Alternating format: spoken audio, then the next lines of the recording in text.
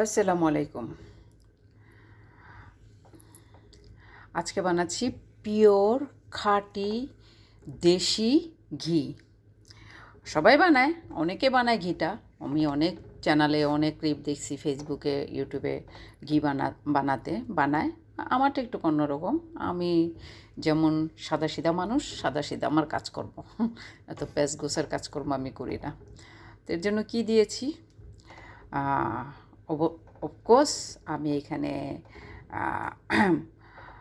সল্টেজ butter দিয়েছি।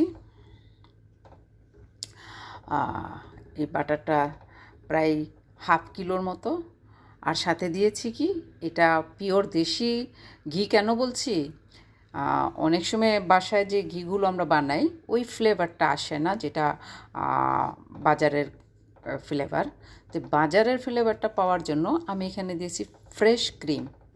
Fresh ক্রিমটা দিয়েছি। এই ফ্রেশ ক্রিম যত বার্ন হবে, যত এটা কুক হবে, তত এটা দেশি ঘিয়ের টেস্টটা আসবে, একদম ফ্লেভারটা আসবে। তো এটা আমি এখানে বসায় রাখছি, আস্তে আস্তে হোক। যখন এটা কমপ্লিট হবে তখন আপনাদেরকে দেখাবো এটার কী চেহারা হলো। দেখেন, মাশাআল্লাহ, আমার ঘিটা কিন্তু এখন আলহামদুলিল্লাহ হয়ে গেছে। আমি এটা যা চুলায় বসায় রেখে আমি সব সংসারের কাজকর্ম করে আসছি, সেদিকে এটা হয়ে গেছে। হ্যাঁ, মাঝে মধ্যে ফাঁকে ফোঁকে দুই একটু কেশে নাড়াচাড়া দিয়ে গেছি। এটা তো কিছু করতে হয় না, দাঁড়ায় থেকে এটা রান্না করতে হয় না। এটা হয়ে গেছে। এখন জাস্ট আমি ঠান্ডা হলে এটা ছেঁকে বয়ামে ঢেলে রাখবো। আর একটা জিনিস, এই যে আপনারা যে এই যে জিনিসগুলো ভাজতা, সেটাকে সাকা বলে না সাবা বলে। এটা যেটা বাটার পুড়ে আর আমি যে ক্রিমটা দিয়েছি, ক্রিম পুরে এরকম দলা দলা হয়েছে। আমারটা একটু বেশি হয়েছে যেহেতু আমি ক্রিম দিয়েছি। তো আপনারা অনেকেই বলেন এটা গরম ভাত দিয়া মুড়ি দিয়া খেলে অনেক মজা, অনেক ভালো লাগে।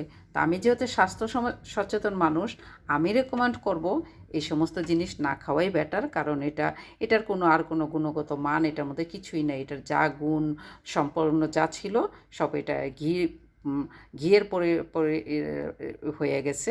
আর এখন এটা জাস্ট রাবিশ। এটা ফেলেই দিতে হবে, এটা খাওয়া উচিত না। আর আমি ডায়েটিশিয়ানও না, পুষ্টিবিদও না। আমি যেহেতু একটু স্বাস্থ্য খুব সচেতন মানুষ, তা আমার চেষ্টা করি আপনাদেরকেও একটু সচেতন করার। কারণ এই রাবিশ যদি আমরা খেতে পারি ভালো লাগে। বলেন, আমরা সময় নিয়ে তো কষ্ট করে মাছ কেন পরিষ্কার করি, মাছের আঁশটা কেন আমরা ফেলি? তো মাছের আঁশটাও তো আমরা ভাজি করে খেতে পারি, ভর্তা করে খেতে পারি, তাই না? ওটা তারও কত এক্সপেন্সিভ, কত দাম দিয়ে কিনে আনি। সব কিছুই আমরা মুখের মজায় শুধু খাবো না, একটু চিন্তাও করব, স্বাস্থ্যর জন্য চিন্তা করব যে ওই খাবো না যেটা খাওয়ার পর আবার 2-4টা ট্যাবলেট আমার খেতে হবে, তাই না? যাজ্ঞা, সবাই ভালো থাকবেন। যদি আমার ভিডিও ভালো লাগে লাইক করবেন, কমেন্ট করবেন, শেয়ার করবেন, আমার পেজটাকে ফলো করবেন, আমার চ্যানেলটাকে সাবস্ক্রাইব করবেন। আর আমার ফেসবুক থেকে যারা দেখবেন, ফেসবুকে একটা লাইক দিয়ে রাখবেন। তখন যা বললাম ভুল কিছু যদি বলে থাকি অবশ্যই ক্ষমা দৃষ্টির চোখে দেখবেন। টাটা, বাই বাই, সবাই ভালো থাকবেন।